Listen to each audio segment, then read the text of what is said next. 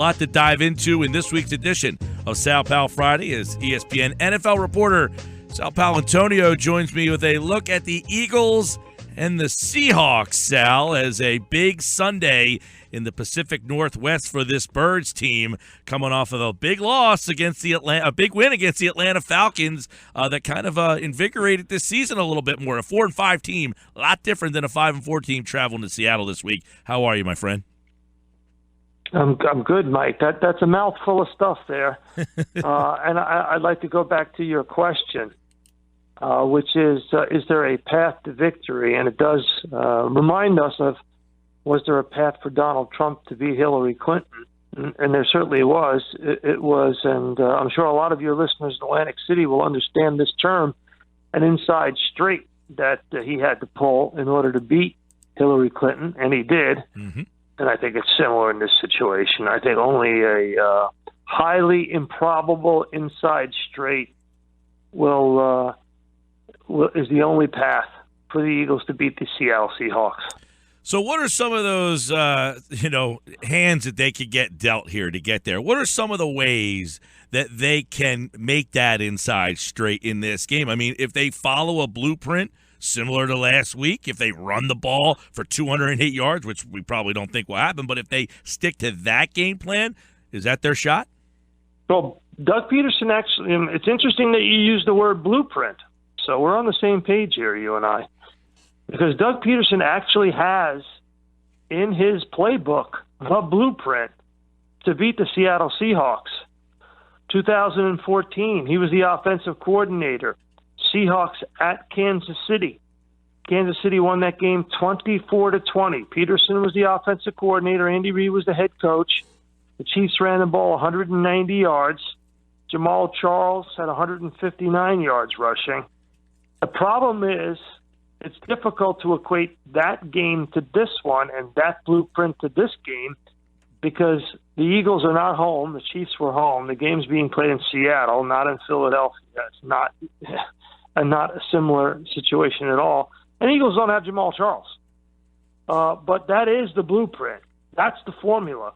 If you're going to beat Seattle, you have to be able to run the football. They have got very good run stoppers in Seattle, so that's difficult. And they're home, which is tough.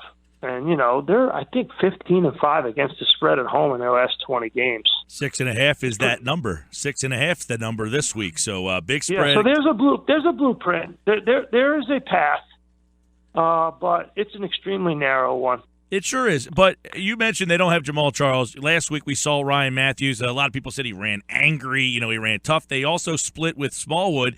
Is that the formula? Get those two guys more involved and keep Sproles more in that short passing game? Well, yeah, that's one way to do it. I mean, the other, you asked me how they win. I think the biggest thing that has to happen, other than run the ball successfully and keep moving the chains, and, if you have 38 minutes time of possession like you did last week against the Falcons, you got a legitimate shot to win. But the other thing, because I don't think that's going to happen. I think what's got to happen is they've got to get turnovers in Seattle territory. Not just turnovers, but they got to get turnovers in Seattle territory. They got to get some short fields because they're not going 60, 70 yards like they did against Atlanta. They're not going to be able to just push the Seahawks defense around like they did with the Atlanta Falcons. They just don't have that mismatch in terms of just pure athletes and bodies. Hey, Sal. So that's the first thing for me, Mike. Got to get turnovers. Hard to do. Very hard to do. No question. And I agree because Jim Schwartz was asked yesterday about his defense matched up against this Seattle defense. And now, obviously, he was asked about, do you guys think you're on the same level? They're going to have to be at that level, right? Because he was asked a very interesting question about the offensive tackles of Seattle and the weak tackles that Minnesota had. And he said, well, the one big difference is they don't have Sam Bradford. They've got Russell Wilson. He's really the gatekeeper in this one. He is, obviously. He's much more mobile, even though he's dealing with that meniscus tear in one of his knees. He's not as mobile as he used to be. And, he's a Super Bowl winning quarterback. So, to me, Russell Wilson's a different completely different animal than Sam Bradford. And they're really running a shotgun spread offense. And they've got this new dimension with this all-purpose back, the rookie out of Notre Dame, C.J. Procise. I mean, it's tough to go to New England and beat New England like they did. And the way they did it was really simple. I mean, simple. The way they did it was a very, simple formula. They converted on third down, and they did it. They had 6 for 12 on third down. 5 of those 6 were out of empty sets. 3 of them were specifically targeting C.J. Procise, the rookie running back out of Notre Dame, he's a different player that the Eagles haven't seen. He's 6'1 and a half, 220 pounds with a 4.4 speed in the 40. So he's actually bigger, stronger, and faster than Ezekiel Elliott. Also a guy who catches the ball well, Sal, and we've seen the Eagles against Detroit, also against Washington, struggle with backs who can catch the ball out of the backfield. And for a very specific reason, because the guy assigned to cover those backs, Nigel Bradham, is up and down. He's inconsistent. He tends to overrun plays. We saw it in Detroit. We saw it against Dallas for sure. But, the truth is, they should have won both of those games. If the running backs don't fumble in the fourth quarter, this team is 7-2. Did you see, Mike, that the Eagles are third in point differential in the NFL, plus 66? I saw that, and it's amazing. And what's the story there? I wanted to ask you that because they've lost a lot of close games that they should have won. Yeah, they're plus 66. They're 5-4. The team should be 7-2. It's a 7-2 team with a 5-4 record. I know the old adage from Bill Parcells, you are what your record says you are. I get it. But this is really a 7-2 team. Now, having said that, they're not beating Seattle. Very, very difficult for them to beat Seattle. I mean, obviously, nothing's finite. You never say never. But it's an improbable win for them to beat Seattle. And, the truth is, Mike, you look at the schedule for them, they could lose to Seattle and still go to the playoffs. It wouldn't be the end of the world if they lost to Seattle. But it would be the end of the world if they lost a key player to injury in Seattle, just as the Patriots did with Rob Gronkowski. I don't know what Gronkowski's status is today. Doesn't look good. But no, it doesn't. And luckily they're playing the 1-8 San Francisco 49ers, and if they're silly, they'll get them on an airplane cross country and not play them. That would be dumb. You might as well just let them stay home and try to beat the 49ers without Rob Gronkowski. And to me, that's the one thing that can't happen in this game. You cannot let Earl Thomas be a human missile and take out Zach Ertz or Jordan Matthews or Ryan Matthews, or, God forbid, knock, spit, pray, whatever you got to do, Carson Wentz. So that, to me, is the key. You can lose the game and survive. You can't lose a big player and survive. Sal Pal, Friday here. I got to get your take on, this week, Dorial Green-Beckham, who has, he had that game that kind of got highlighted, and everybody kind of looks at him, and he was traded because they thought he was a guy who didn't bring it all the time. But at what point do the Eagles just say, you know what? We got to do something with Aguilar. I mean, is that something that they're talking, thinking, anything there? Because he is, even when he does catch the ball, Sal, he's bouncing it off his chest. He doesn't catch the ball clean. It's brutal. It's brutal. They got, they basically got one wide receiver right now. And he's got a bad back in Jordan Matthews. And they got 2.5 tight ends. Selleck's got a broken rib. Ertz has got a dodgy hamstring. Mm-hmm. Trey Burton's athletic. I don't know why they don't play him more. So everybody wants to pick on Carson Wentz and the fact that his numbers are this, his numbers are that. Have you seen who he's throwing to? It's very frustrating. Brutal. Yeah. It is brutal. And that's why I say remarkable. They're plus 66, third in the league in point differential, and if they get 2 players to not fumble, Smallwood against Dallas. Ryan Matthews against Detroit. They're 7-2, Mike. Think about that. That's that, and you're at Dallas too. You're on the road against a team that's cruising right now. The perception is changed. 3 teams going to get in from the East, you think? Well, I don't know.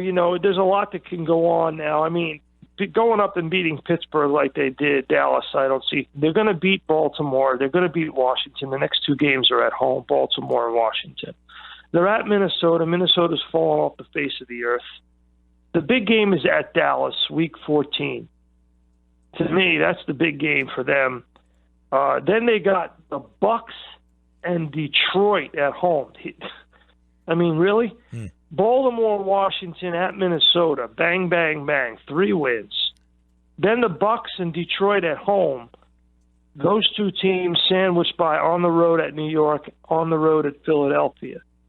So it's conceivable that they could have 1, 2, 3, 4, 5 more wins, giving them 13 wins for the season, Mike. Yeah, Dallas cruising along. New York's got Chicago and Cleveland coming up. But after that, they hit some bumps. So the Giants are going to be interesting to watch to see, because a lot of people now, well, they won that game against the Bengals, and then they got these 2, layups, people think. But I think they're going to be an intriguing story down the stretch.